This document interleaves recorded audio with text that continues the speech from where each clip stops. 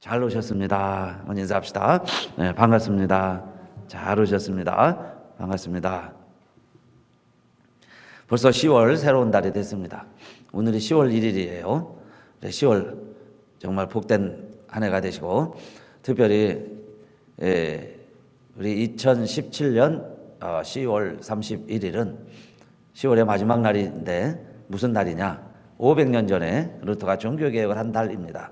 그래서 500주년이 되는 해예요, 올해가. 그래서 이번 10월 달이 큰 의미가 있는데, 사랑하는 성도님들, 정말 10월 달 보람되고 하나님이 무언가 우리를 통해서 큰 변화와 역사를 이루어 가실 텐데, 그러한 주인공들로 쓰임받게 되시기를 바라겠습니다. 마광수 교수가 지난달 자살을 했습니다. 여러 가지 작품 때문에 고민도 많았고 사회적인 지탄도 받고 재판까지도 받고 그랬어요. 그래도 정년 퇴임까지 잘했습니다. 한국 문학계에 좀 외설 시비가 있지만은 새로운 문학을 정말 용감하게 시도해서 많은 이들에게, 물론 평가가 반반이에요. 잘했다는 사람도 있고 무슨 그런 싸구려 소설이냐 이런 평가도 있고, 아직도 그분에 대한 평가가 제대로 끝나지 않았지만은 결과는 자살로 끝났습니다. 교수까지 하고 사회적인 덕망이 있고 지도적인 위치에 있는 많은 대학생들을 가르쳤잖아요. 그런 교수가 어떻게 자살을 했는가? 그런데 그가 자살하기 전에 친구한테 전화를 했다고 그러죠. 그러면서 한 내용이 이렇게 알려졌습니다. 친구야, 나 지금 힘든데 와줄 수 있니?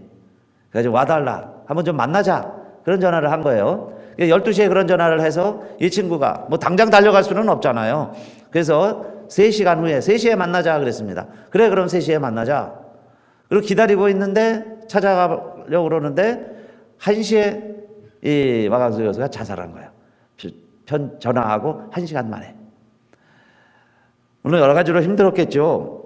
그런데 나 지금 힘든데 와줄 수 있니? 그래도 그런 친구가 있었고 전화까지 했었는데 그만 그걸 참지 못하고 견디지 못하고 죽었습니다. 우리 살아가면서요, 때로는 정말 이렇게 나 지금 힘든데 그러면서 누구인가 도움을 청하고 싶을 때가 있죠. 정말 이런 분의 심정을 가질 때가 있습니다. 특히 우리 한국 사람들은요, 그런데 말로 죽겠다 는 소리를 잘하죠. 배고파 죽겠다, 힘들어 죽겠다, 더워 죽겠다, 추워 죽겠다. 심지어는 좋은 일이 있어도 죽겠다고 표현을 해요. 우스워 죽겠다, 행복해 죽겠다, 기뻐 죽겠다. 죽겠다는 말을 모든 단어에 강조할 때마다 집어넣는 민족이라 그래요. 죽겠다. 그래서 심지어 너 죽을래? 소리도 많이 합니다. 그리고 삶보다는 죽음을 먼저 말하는 민족이다 그래요. 그러니까 죽을래 살래 그러죠. 사생결단, 죽을 각오하고 일을 한다. 그런데 to be or not to be, 사느냐 죽느냐 이러는데 한국 말로 번역을 할 때는 죽느냐 사느냐 그래야 되는 거예요. 죽음이 먼저 와요. 그래서 이어령 교수는 이렇게 이야기를 했습니다. 죽음을 전제로 하지 않고 살아가는 생은 전부 가짜 보석과도 같다. 가짜 보석 같은 인생이다. 죽음을 모르고 산다면은, 죽음의 두려움조차 느끼지 못한다면은, 죽음을 인식하지 못하고 살아간다면은 가짜 보석이다. 오히려요, 반짝반짝 빛나고 쾌활하고 명랑하고 즐거워하고 인생을 인조이하는 것 같지만은 죽음을 모르고 살아가는 인생은 그래서 가짜 보석이다. 이어령 교수가 그렇게 이야기를 했습니다.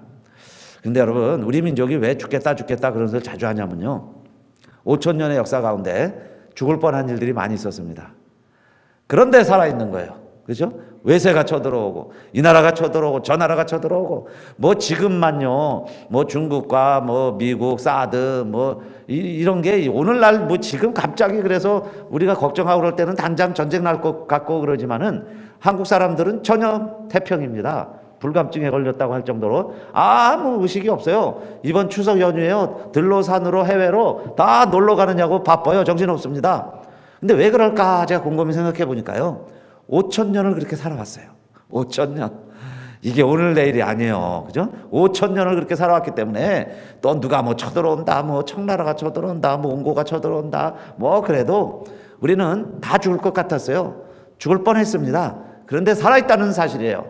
엉겅퀴처럼 끈질기게 은근과 끈기로 살아가고 있으니까 그냥 웬만한 일은 아유 죽을 뻔했어, 죽을 뻔했어 말로 해버리지만은 그러나 죽지 않겠다는 거예요. 우리는 살아있다는 겁니다. 5천 년을 그렇게 살아왔기 때문에 여러분 참 죽을 일도 많고 죽을 것 같기도 하지만은 아직도 살아있는 거죠. 그래서 우리의 언어 속에 죽겠다는 말이 많이 담겨져 있는데 사실 성서의 인물들도 보면은요 죽음과 무관한 게 아니에요. 늘 죽음과 가까이. 그래서 진짜 보석처럼 살아갑니다. 진짜 보석. 그 중에 한 사람이 오늘 엘리야예요. 엘리야. 여러분 엘리야가 오늘 하나님 내 생명을 취하소서 내 열조보다 못하니이다. 이거 우울증이에요.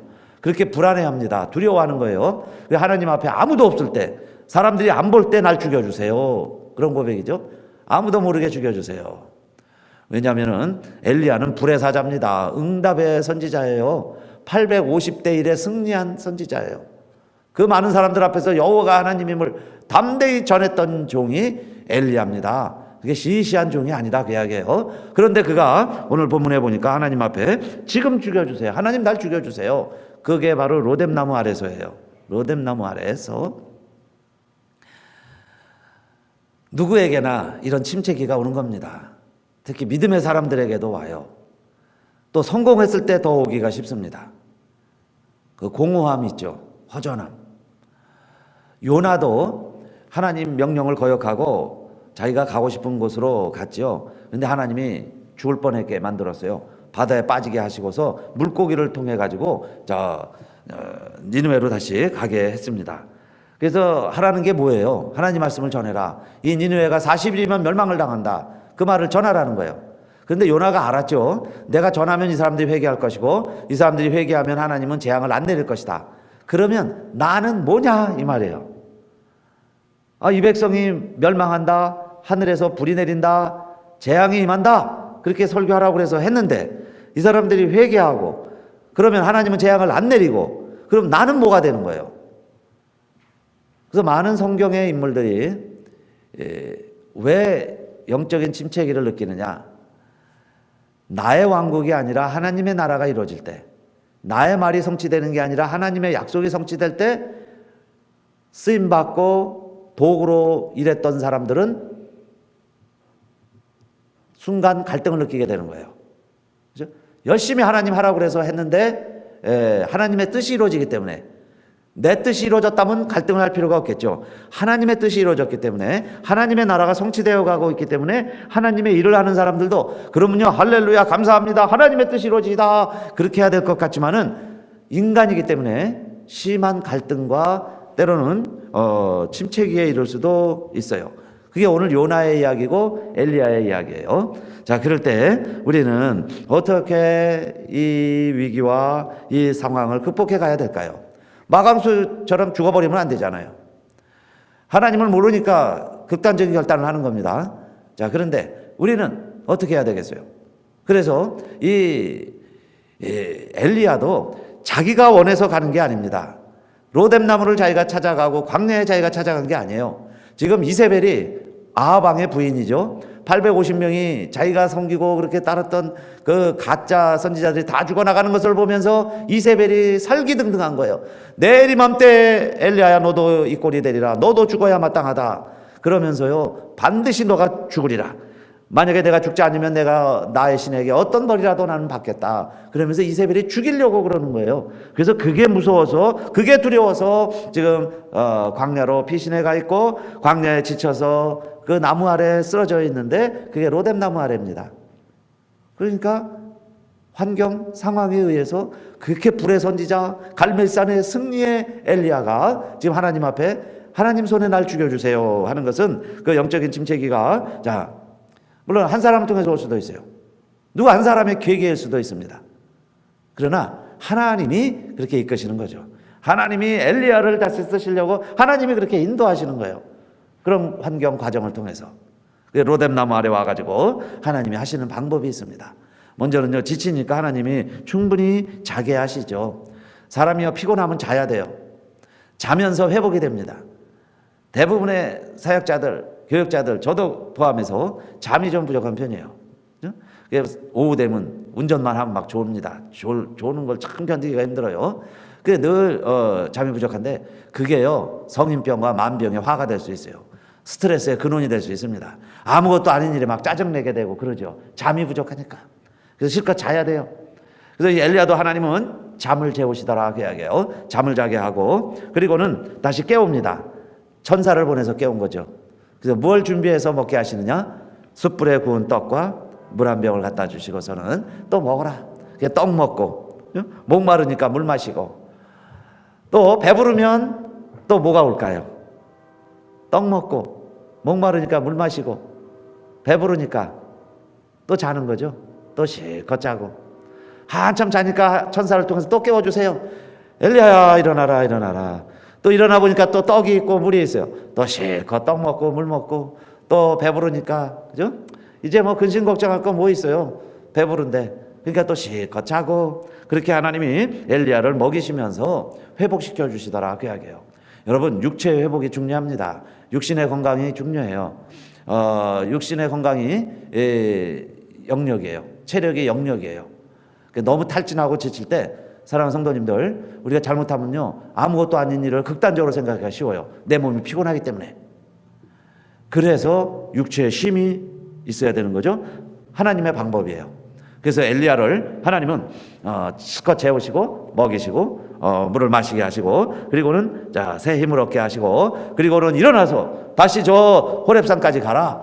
호렙산은 하나님이 만나는 하나님의 종들을 만나 주시는 산이 호렙산이에요. 그 호렙산에 들어가라. 그래서 엘리야가 힘을 얻어서 40주야를 걸어서 호렙산까지 가게 되는 거죠. 하나님은 또 재우시는 목적이 있습니다. 잠을 자게 하시는 이유가 있어요. 우리로 하여금 쉬게 하시는 이유가 있습니다. 물론 육체를 첫째는 회복시키기도 하시지만은 그러나 두 번째 하나님이 일하시기 위해서요. 하나님이 일하시려면 사람이 자야 돼요. 사람이 깨있으니까 설치고 하나님 방해하고 간섭합니다. 그러니까 재우는 거죠. 사람을 재워놓고 하나님이 일하시는 거예요. 아담을 통해서 하와를 만드실 때도 그랬습니다. 하나님 보시기에 좋았더라 그랬는데 혼자 하는 것이 제일 안 좋아요. 그래서 와이프, 부인을 만들어주는데 하나님이 아담을 어떻게 하시고 갈뼈를 뽑아서 하와를 만들어 줄까요? 네, 재워놓고 아담도 잠자는 사이에 하나님이요 그 하와를 만드시는 거예요. 인간을 재우고 사실은 하나님의 일을 한다고 그러면서요 그 하나님의 일을 하는데 내가 깨어있기 때문에 하나님이 일 못하시는 경우가 많아요.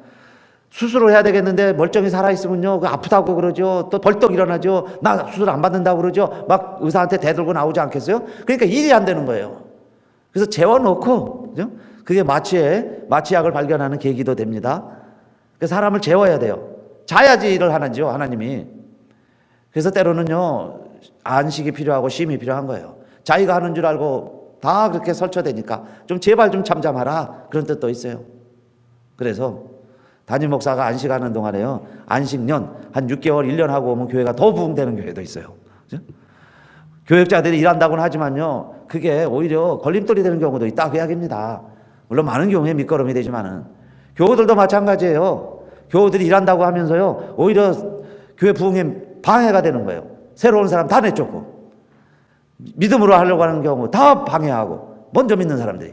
그럴 때 하나님의 일을 이루시려면 어떻게 하시겠어요? 재우시겠죠. 자야 되는 거예요. 좀 잠잠해야 돼요. 그럴 때 하나님이 놀랍게 하와도 만드시고 하나님이 일을 해가신다 하는 걸 알 수 있습니다. 야곱도 형의 축복권을 빼앗은 다음에요 온통 두려워서 못 사는 거예요. 형이 자기를 죽이려고 그러니까 도망 다니고 그러니까 눈 뜨면은 불안해서 못 살겠어요. 그런데 야곱이 돌베개를 하고 잠을 자는 사이에 하나님이 야곱에게 뭘 보여주셨어요? 내가 너와 함께한다 하는 걸 보여주었습니다. 꿈속에서 임마누엘의 하나님 경험을 해요. 그래서 그곳 이름을 베델이라 붙였습니다. 하나님의 집이다. 과연 하나님이 여기 계시기를 내가 알지 못하였도다. 그래요. 언제 깨달았느냐? 잠자는 동안에 잠자면서. 눈 뜨면 불안해요. 눈 뜨면 근심 걱정. 근데 잠자니까 하나님이 나와 함께 하신다는 걸 알았어요. 내가 지금은 도망자의 신세이지만은 하나님이 나와 함께 하시는구나. 그래서 베델을 경험했죠. 성도님들, 우리 첫째로 누구에게나 이런 침체기가 오고 힘든 때가 있다 그랬어요. 그러한 때에 우리는 육체적으로 회복돼야 돼요. 그래서 여러분 잘 잡수시고 잘 쉬기도 하시고 또 때로는 퇴수회가 필요한 거예요. 퇴수회도 하시고 쉼도 가지시고 그러시면서 하나님이 주시는 회복의 역사가 일어나게 되시기를 바라겠습니다. 왜냐하면요, 사람이 애를 씁니다. 발버둥을 치고 노력을 하죠. 사업하는 사람이 다 잘 되길 바라지 다 크로즈하길 바라겠습니까? 여러분요, 뭐 자식을 키우면서 다 잘 되길 바라지 내 자식 망하기를 바라는 부모가 누구나 있겠어요. 그러나 내 뜻대로도 안 되는 이유가 있습니다. 너희가 일찍 일어나고 늦게 누우며 수고의 떡을 먹으며 헛되도다 그랬어요. 애 안 쓰는 사람이 어디 있습니까? 다 애쓰지요.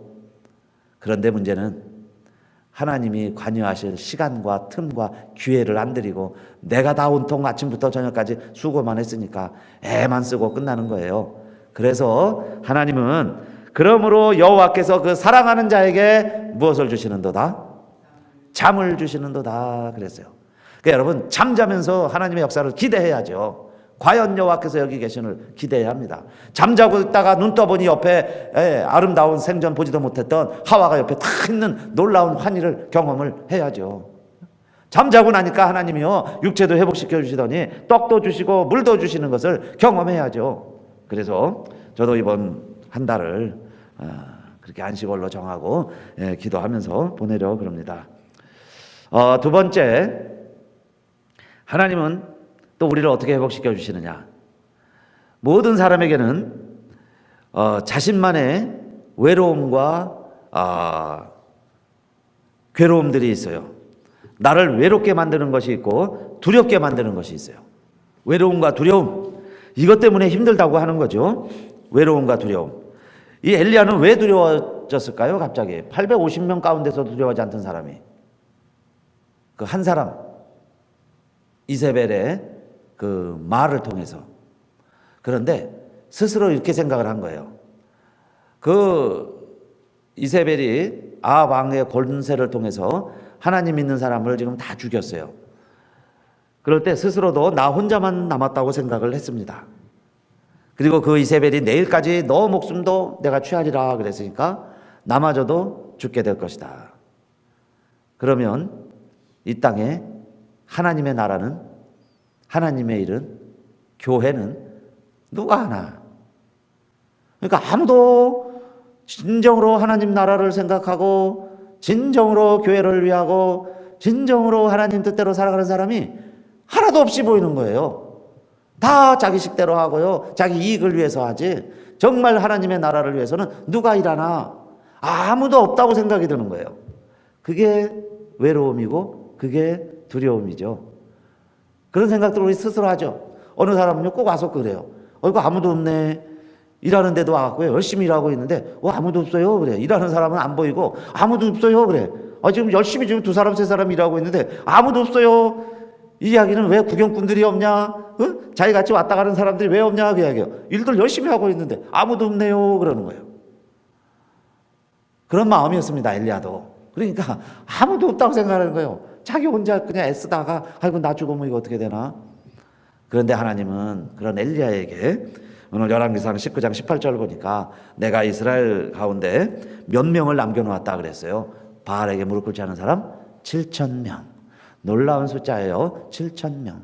실제로 아합 왕이요 그 군대 장관을 통해 갖고요 전국을 수색하게 했어요. 그렇게 해서 하나님 섬기는 선지자들은 다 죽여라. 그래도 하나님이 남겨두시죠. 군대 장관을 통해서 남겨둬요. 몰래 50명씩 숨겨뒀어요. 그런데 그 숫자가 7,000명이나 되더라. 오늘도 여러분 이 세상 어딘가엔 남이야 알든 말든 숨어서 기도하고 숨어서 하나님 말씀 지키고 숨어서 지금도 하나님의 일을 하고 있는 사람들이 분명히 있다는 사실을 기억하시고 오늘도 우리가 우리 로뎀나무 아래서 하나님의 말씀으로 이 땅에 아직도 하나님 말씀대로 살아가는 내 백성이 많다. 하나님의 음성이 들려지게 되시기를 바라겠습니다. 그리고 이 교회를 지켜가는 49년 동안 이 교회를 그래서 정말 와서 눈물 뿌리고 내 무릎으로 기고 누가 뭐라 그래도 여러분요 보세요. 어디 좀 교회 된다 그러면 금방 100명, 200명, 뭐 1000명, 뭐 수백 명씩 모이는데 우르르 몰려다니는 사람들. 물론 은혜가 있으니까 갑니다. 좋으니까 가요. 뭐 자식 교육 핑계 대고들 갑니다. 그런데 그 가운데서도 정말 고향교회처럼 지키고 있는 이 교회, 그죠? 그런 성도들이 있어요.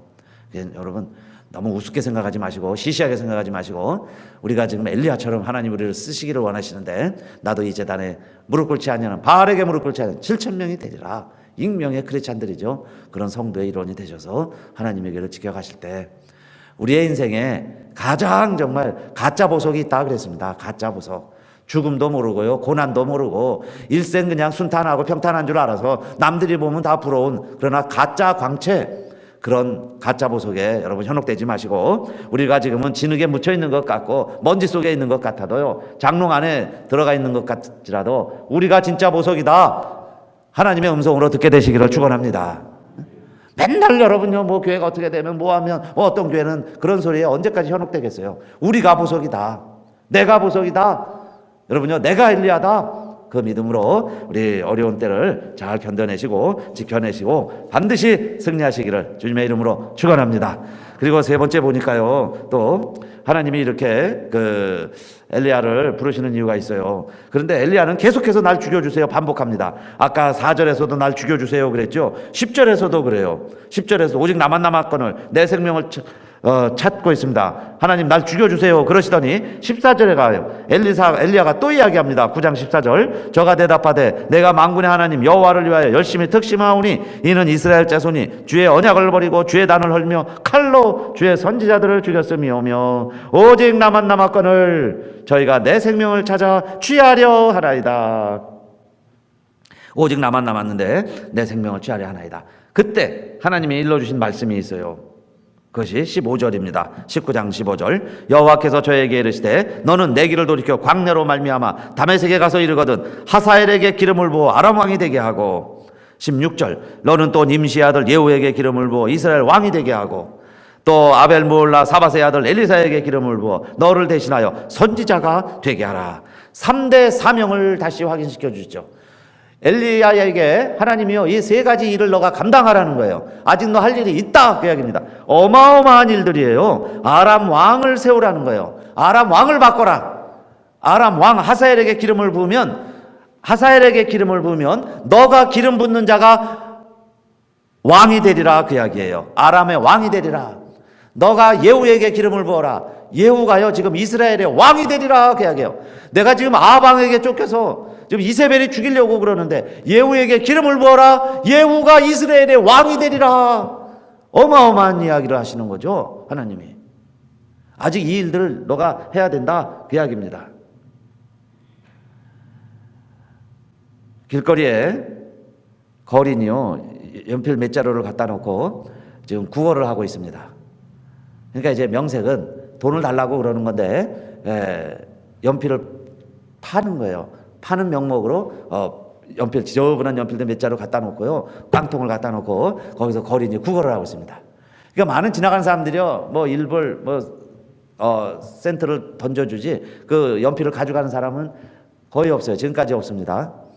근데 한 번은요, 대기업의 CEO 이 한 분이 이렇게 지나가다가 이분도 그냥 일부를 던져주고 갔어요. 근데 한참 지나가다가 생각이 달라졌습니다. 다시 돌아갔어요. 당신이 지금 연필을 파는데 나한테 연필을 주지 않았어. 그래서 내가 이제 연필을 가지러 왔다. 그러니까 이제 깜짝 놀라죠. 양복 입은 멀쩡한 신사가 동전이나 주고 가지, 일분이나 주고 가지. 이게 연필을 다시 가지러 왔다는 거예요. 그러면서 이제 고르는 거예요. 또 이것저것 이렇게 고르더니 마음에 드는 것 하나를 딱 집으면서 나는 이 연필을 1불에 샀습니다. 당신은 이 연필을 파는 비즈니스맨입니다. 그러니까 사장님 장사 잘하시고 꼭 성공하세요. 이렇게 일러줬다는 거예요. 근데 이 사람이 난생 처음 사장님이라는 소리를 들었어요. 사장님, 돈이나 구걸하는 나는 거지야 이렇게 생각을 했는데 이분이 와가지고요, 내가 하는 일이나 당신이 하는 일이나 똑같은 비즈니스맨이다. 그러니까 당신도 이 연필 많이 팔아서 성공하세요. 부자 되세요. 사장님 뭐 이렇게 이야기를 해줬겠죠. 자기에게 비즈니스맨이라고 불러주는 사람을 처음 들은 거예요. 그런데요, 그 말 한마디에 이 거지의 자아의 벽이 깨진 거예요. 자아의 벽. 우리는 모두가 다 자신의 감옥 안에 갇혀 삽니다. 무언가 벽에 갇혀 있어요. 보이지 않는 벽이 있어요. 그걸 유리천장이라 그러죠. 여성들이 올라가기가 힘든 것을 유리천장. 그거 깨고 올라가기가 힘들어요. 올라가면 부서질 것 같고. 무언가에 우리는 이런 감옥 안에 갇혀 있습니다. 사방에 갇힌 데서 살아가는 거예요. 내가 할 수 있음에도 불구하고요, 그 감옥 안에 갇혀 지내는 거예요. 그래서 그곳에서 하다 안 되니까 이제 힘들고 어렵고, 그래서 못 살겠다, 나 힘들다, 그런 소리를 하는 거죠. 그럴 때 이제 말 한마디가 그 사람의 자아벽을 깨줄 수 있는 거예요. 엘리야야, 너 아람의 왕을 세울 사람이고 이스라엘의 왕을 바꿀 사람이야. 그렇게 하나님 일러준 거예요. 그래서 떡 먹고 물 먹고 힘을 얻어서 걸어서 호렙산 가서 하나님을 만나게 되고, 그 후에 역사 이야기 읽어보세요. 갈멜산에서의까지의 엘리야보다 갈멜산 이후에 로뎀나무 이후에 엘리야가 더 큰 많은 일을 하고 있습니다. 더 많은 부분을 할애하고 있어요. 그러니까 하나님은 정말 죽음 문턱까지 죽고 싶고 죽을 것 같은 그 아픔과 고난을 겪은 다음에 더 큰 엘리야를 하나님이 준비하시고 빚으시고 사용하는 것을 잘 알 수 있습니다. 하나님의 방법이에요. 바울이 디모데 전후서를 썼는데 앞부분에 편지할 때는 이렇게 이야기합니다. 바울은 결혼도 안 했으니까 아들도 없어요. 믿음으로 낳은 아들 디모데에게, 참 아들 디모데에게, 그러니까 자기 아들로 여깁니다. 그러니까 너는 내 아들이 되어다오, 그 이야기죠. 자식 없는 바울에게 너는 내 아들이다. 내 아들 디모데야. 그 표현이 계속 나오죠. 디모데에서 잘 읽어보세요. 내 아들 디모데에게. 그렇게 아들이라고 표현해요. 근데 마지막 6장에 가면 뭐라고 불러주는지 아세요? 디모데에게 하나님의 사람 디모데야 그럽니다. 하나님의 사람 디모데야. 그러니까 바울의 아들이 되지 말고 내 아들이 되지 말고 너는 하나님의 사람.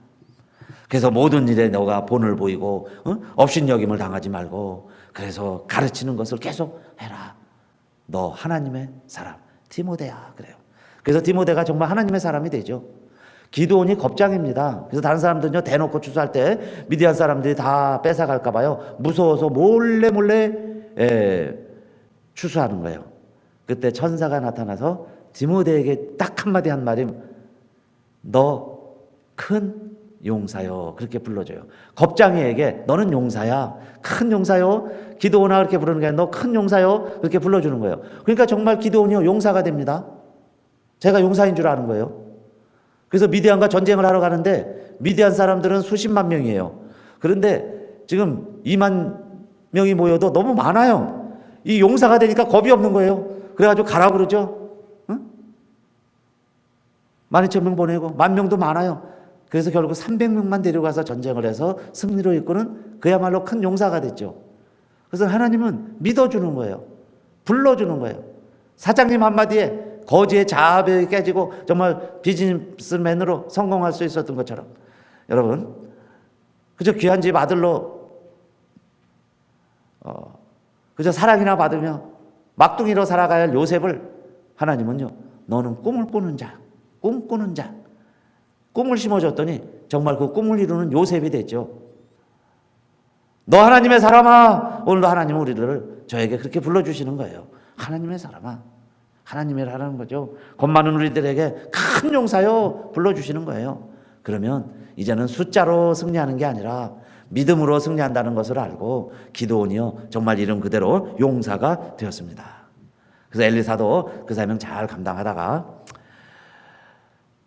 병거 타고 불술에 의해서 이 땅에서 죽음을 맛보지 아니하고 하늘로 승천한 유일한 선지자가 있는데 그 사람이 누굴까요? 엘리야입니다. 엘리야. 병거 타고 하늘에 올라간. 그래서 주의 말씀 읽으며, 그래서 오늘 그 찬송하려고 그래요.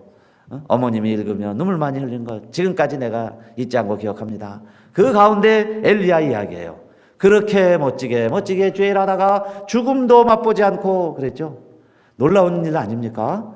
이 땅에서요 이미 엘리야는 죽을 경험을 한 거예요. 죽도록 고생했습니다. 죽음이 뭔지를 알아요. 그렇게 살아간 엘리야를 하나님은 죽음을 맛보지 않고 하늘로 올려가시더라, 그 이야기입니다. 진짜 보석이죠. 그러니까 하나님이요, 죽음을 모른다면은, 죽는 일을 모른다면은 그건 가짜 인생이에요. 정말 잘 모르는 거예요. 1패도 안 했다면 그건 진정한 운동선수가 아닌 것처럼 엘리야는 그렇게 로뎀나무 아래서 죽기까지 하나님 손에 죽여달라고 그렇게 어려운 때를 보냈는데 하나님이 회복시키시더니 그 사명을 다 감당하게 하시고는 죽음을 맛보지 않고 하늘로 올려간 선지자 엘리야가 되었습니다. 사랑하는 성도님들, 예수 안에 있는 우리들 죽지 않는 줄로 믿으시길 바라겠습니다. 육체의 생명은 다하겠지만은 살아서 믿는 자는 영원히 죽지 않아요. 우리가 엘리야의 후예가 됐어요. 그래서 하나님의 일 잘 감당하시고 또 세상은 자꾸 힘들고 어렵다 그럽니다. 그런 때 여러분, 엘리야처럼 누구 한 사람이 정말 멋지게 주의 일 잘 감당하고 그 사명 잘 감당하면 도미노 효과가 있어요. 도미노, 하나가 쓰러지는 블록이요, 다음 걸 치고 쓰러져요. 그럼 그게 또 다음 사람을 다 해서 나중엔요 수백 개 수천 개의 블록을 다 쓰러뜨리는 것처럼 영적인 파워도 마찬가지입니다. 나쁜 뜻으로 사람을 넘어뜨리는 이 악한 말의 위력도 도미노 효과가 있지만은 여러분요, 좋은 효과도 있어요. 그래서 한 사람이 깨어서 기도하면 하나님이요, 엘리야에게 7,000명이 남아있다는 보여주신 것처럼 우리의 이웃에 하나님의 자녀들, 믿음으로 살아간 엘리야가 많이 있다는 것을 아시고 우리 10월 한 달 힘내시고 열심히 기도하시고 주의 일에 앞장서시는 하나님의 친백성들, 너 하나님의 사람이 되시기를 주님의 이름으로 축원합니다. 기도합시다. 하나님 감사합니다.